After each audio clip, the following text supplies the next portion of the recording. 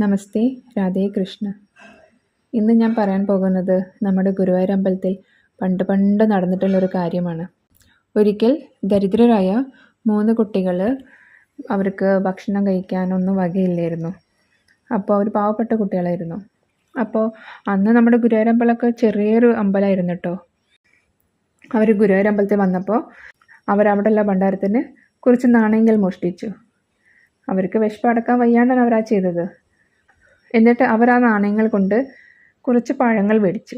പക്ഷേ ആ കുട്ടികൾ പഴങ്ങൾ ഒറ്റയ്ക്ക് കഴിക്കുകയല്ല ചെയ്തത്. അവർ ആ പഴത്തിൽ നിന്ന് കുറച്ച് ഉണ്ണിക്കണ്ണനും കൊടുത്തു.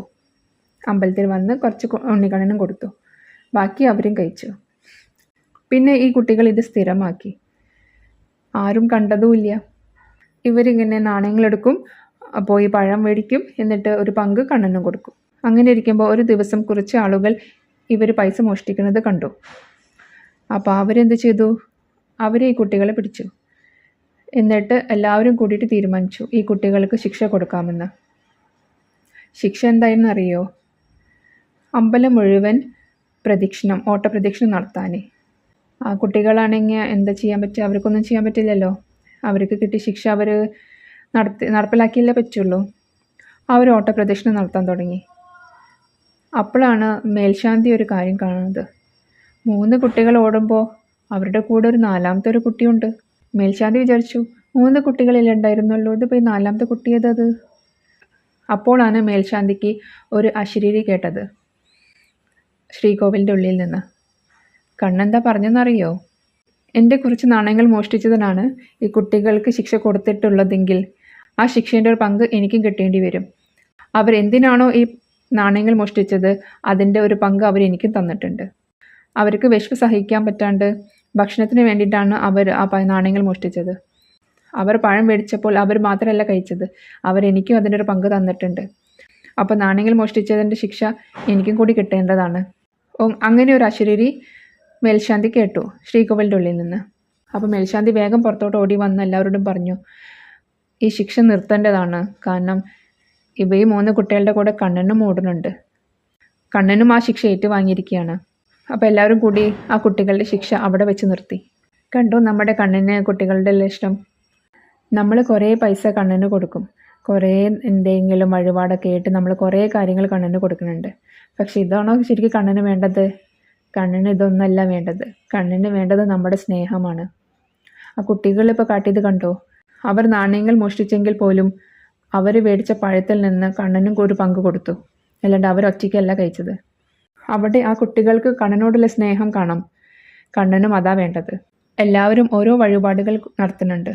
പക്ഷെ ഇതൊക്കെ ശരിക്കും കണ്ണന് വേണോ? വേണ്ട. കാരണം നമുക്ക് കിട്ടിയിട്ടുള്ളത് എന്താ തന്നെയായാലും അത് കണ്ണൻ നമുക്ക് തന്നതാണ്. ധനമായിട്ടോ സ്വത്തായിട്ടോ എന്തുണ്ടെങ്കിലും അത് നമുക്ക് കണ്ണൻ തന്നിട്ടുള്ളതാണ്. നമ്മുടെ ഓരോ കാര്യങ്ങൾ നടത്താൻ വേണ്ടിയിട്ട് കണ്ണനോട് പറയാണ്, കണ്ണ നിനക്ക് ഞാൻ വഴിപാടുകൾ നടത്താം, നിനക്ക് പാൽപ്പായസം കഴിപ്പിക്കാം, വെണ്ണ തരാം. സാമ്പത്തികമായിട്ട് മുന്നോട്ട് നിൽക്കുന്ന ആൾക്കാരാണെങ്കിൽ കുറേ സ്വർണം കൊണ്ടോ വെള്ളി കൊണ്ടോ കണ്ണൻ ഓരോന്ന് കൊടുക്കുന്നു. പക്ഷെ ഇത് ഒക്കെ കണ്ണന് ആവശ്യമുണ്ടോ? ഇല്ല. കണ്ണന് ഇതൊന്നും ആവശ്യമില്ല. നമ്മൾക്ക് കിട്ടിയിട്ടുള്ള സ്വത്തുകളായാലും ശരി, ധനമായാലും ശരി, അതൊക്കെ കണ്ണൻ നമുക്ക് തന്നിട്ടുള്ളതാണ്.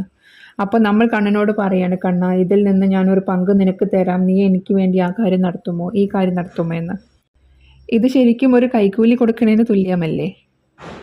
കണ്ണന് എന്തെങ്കിലും കൊടുത്തിട്ട് ഇത് നടത്തി തരൂ, അത് നടത്തി തരൂ എന്ന് ചോദിക്കുന്നത്. ഒന്നാമത് നമ്മൾക്ക് കിട്ടിയിട്ടുള്ള ആ സാധനം തന്നെ കണ്ണൻ നമുക്ക് തന്നിട്ടുള്ളതാണ്.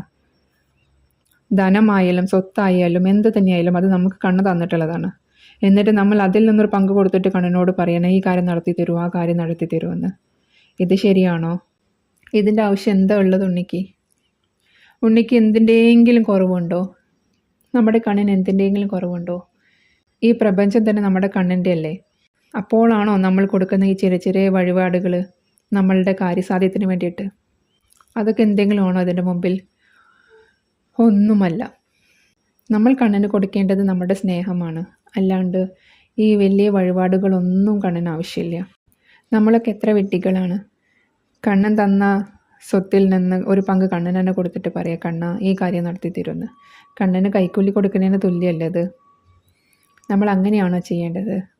നമ്മൾക്ക് എന്തെങ്കിലും കാര്യസാധ്യം നടത്താനുണ്ടെങ്കിൽ കണ്ണനോട് പറയേണ്ടത് അതെനിക്ക് നല്ലതാണെങ്കിൽ അതെനിക്ക് ശരിയാക്കി തരൂ, അതെനിക്ക് നല്ലതല്ലെങ്കിൽ അത് തട്ടിക്കളഞ്ഞോളൂ എന്നാണ് നമ്മൾ കണ്ണനോട് പറയേണ്ടത്. കാരണം നമ്മൾ വിചാരിക്കും ആ കാര്യം നമുക്ക് നല്ലതാണെന്ന്, പക്ഷെ ആ കാര്യം ചിലപ്പോൾ നമ്മൾക്ക് നല്ലതായിരിക്കില്ല. അത് നമ്മൾക്കറിയില്ല, പക്ഷെ കണ്ണനറിയാം. അപ്പം നമ്മൾ പ്രാർത്ഥിക്കേണ്ടത് അങ്ങനെയാണ്. അല്ലാണ്ട് കണ്ണ ഇത് നടത്തി തരൂ, ഞാൻ നിനക്ക് അത് തരാം ഇത് തരാം, ഈ വഴിപാട് നടത്താം ആ വഴിപാട് നടത്താം, അങ്ങനെ ഒരിക്കലും പറയരുത്. നമ്മൾ പറയേണ്ടത് കണ്ണ ഇത് എനിക്ക് നല്ലതാണെങ്കിൽ ഇത് നടത്തി തരൂ, ഇതെനിക്ക് നല്ലതല്ലെങ്കിൽ ഇത് തട്ടിക്കളഞ്ഞോളൂ എന്നാണ് പറയേണ്ടത്. നമ്മൾക്ക് എന്തെങ്കിലും കാര്യം നടന്നിട്ടില്ലെങ്കിൽ അതിനേക്കാൾ നല്ലത് വേറെ എന്തോ കണ്ണൻ നമുക്ക് കരുതി വെച്ചത് കൊണ്ടായിരിക്കാം. പിന്നെ നമ്മളുടെ കാര്യങ്ങൾ നടന്നാലും നടന്നില്ലെങ്കിലും നമുക്ക് കണ്ണന് വഴിപാട് നടത്താം. അത് നമ്മുടെ സന്തോഷമാണ്. നമ്മുടെ സന്തോഷത്തിന് വേണ്ടിയിട്ടായിരിക്കണം നമ്മൾ വഴിപാടുകൾ നടത്തേണ്ടത്, അല്ലാണ്ട് നമ്മുടെ കാര്യസാധ്യത്തിന് വേണ്ടിയിട്ടാവരുത്. കാര്യസാധ്യത്തിന് വേണ്ടിയിട്ട് നമ്മൾ വഴിപാട് നടത്തിയാൽ അത് നമ്മൾ കണ്ണന് കൊടുക്കുന്ന കൈക്കൂലി പോലെ ഇരിക്കും. കണ്ണന് അതിൻ്റെ ഒരു ആവശ്യമില്ല. പിന്നെ നമ്മൾ വഴിപാടുകൾ ഒരിക്കലും കാര്യസാധ്യത്തിന് വേണ്ടി നടത്തരുത്. കണ്ണനോടുള്ള ഇഷ്ടം കൊണ്ട് നമ്മൾ കണ്ണന് കൊടുക്കുന്നു. നമ്മളുടെ സാമ്പത്തിക സ്ഥിതി അനുസരിച്ച് നമുക്ക് കൊടുക്കാം. അല്ലാണ്ട് നമ്മളെ വീടിൻ്റെ അപ്പുറത്തുള്ള ആൾ ഈ സാധനം കൊടുത്തു അപ്പം നമ്മൾ അതിനേക്കാൾ വലുത് എന്തോ കൊടുക്കണം എന്നൊന്നും വിചാരിക്കരുത്. മത്സരമാവരുത് ഒരിക്കലും കണ്ണന് കൊടുക്കുന്ന വഴിപാടുകൾ. കണ്ണന് നടത്തുന്ന വഴിപാടുകൾ എപ്പോഴും നമ്മൾ കണ്ണനോടുള്ള സ്നേഹം കൊണ്ടായിരിക്കണം. ഇപ്പോൾ ഈ കഥയിലെ കുട്ടികളുടെ തന്നെ കണ്ടോ, അവർ കണ്ണൻ്റെ തന്നെ ധനമാണ് എടുത്തത്, പക്ഷേ കണ്ണന് അതിലൊരു പരിഭവവും ഇല്ല. കാരണം അവർക്ക് കണ്ണനോട് സ്നേഹമുണ്ടായിരുന്നു. ആ കുട്ടികൾ ചെറിയ കുട്ടികൾ, അവർക്ക് അറിയില്ല, അവർക്ക് വിശപ്പെടുക്കാൻ പറ്റാണ്ട് കൊണ്ട് അവർ ചെയ്തതാണ്. പക്ഷെ കണ്ണൻ അവിടെ എൻ്റെ ധനമാണല്ലോ മോഷ്ടിച്ചു കൊണ്ടുപോയത് എന്ന് വെച്ചിട്ട് ശിക്ഷിക്കാൻ നിന്നോ? ഇല്ല. കണ്ണൻ അവരെ സ്നേഹിക്കുക മാത്രമേ ചെയ്തിട്ടുള്ളൂ. നമ്മളും അതുപോലെ ഇരിക്കണം. നമ്മൾക്ക് കൊടുക്കാനൊന്നും ഇല്ലെങ്കിൽ പോലും നമ്മൾക്ക് കണ്ണന് സ്നേഹം കൊടുക്കാം. കണ്ണന് അതാ വേണ്ടത്. കാരണം ബാക്കി എന്തും നമ്മൾക്കുണ്ടോ, ധനമായാലും സ്വത്തായാലും ആഭരണങ്ങളായാലും എന്ത് തന്നെ ആയാലും അതൊക്കെ കണ്ണൻ തന്നിട്ടുള്ളതാണ്. അപ്പോൾ അതിൽ നിന്നൊരു പങ്ക് കണ്ണന് തന്നെ കൊടുക്കേണ്ട ഒരു ആവശ്യമില്ല. നമ്മൾക്ക് കണ്ണന് കൊടുക്കാൻ പറ്റുന്ന ഏറ്റവും വലിയ വഴിപാട് എന്താ വെച്ചാൽ നമ്മുടെ സ്നേഹം തന്നെയാണ്. പിന്നെ ബാക്കി നമ്മൾ കൊടുക്കുന്ന വഴിപാടുകളൊക്കെ കണ്ണനോടുള്ള ഇഷ്ടം കൊണ്ട് കൊടുക്കുന്നതാണ്. പാൽപ്പായസം നടത്തുന്നതിന് ശരി, പഴം, പഞ്ചസാര, അങ്ങനെ അമ്പലത്തിൽ നടത്തുന്ന പല വഴിപാടുകളും നമ്മൾ കണ്ണനോടുള്ള ഇഷ്ടം കൊണ്ടാണ് നടത്തുന്നത്. സ്വാർത്ഥ താല്പര്യങ്ങൾക്ക് വേണ്ടിയിട്ട് വഴിപാടുകൾ വിചാരിക്കരുത്. ഇത് നടത്തിയാൽ ഞാൻ അത് ചെയ്തു തരാം കണ്ണ എന്ന്. അതിൽ എവിടെ സ്നേഹമുള്ളത് കണ്ണനോട്? നീ ഇത് ചെയ്തു തന്നാൽ ഞാൻ ഈ വഴിപാട് നടത്താം എന്ന് പറയുമ്പോൾ കണ്ണനോട് എവിടെയാണ് സ്നേഹമുള്ളത്? അതുകൊണ്ട് നമ്മൾ ഒരിക്കലും സ്വാർത്ഥമായിട്ട് ചിന്തിച്ചിട്ട് നമ്മൾ കണ്ണനോട് പെരുമാറരുത്. അപ്പോൾ കണ്ണൻ്റെ അനുഗ്രഹം എല്ലാവർക്കും ഉണ്ടാവട്ടെ. അടുത്ത പ്രാവശ്യം കാണുന്നവരെ രാധേ കൃഷ്ണ.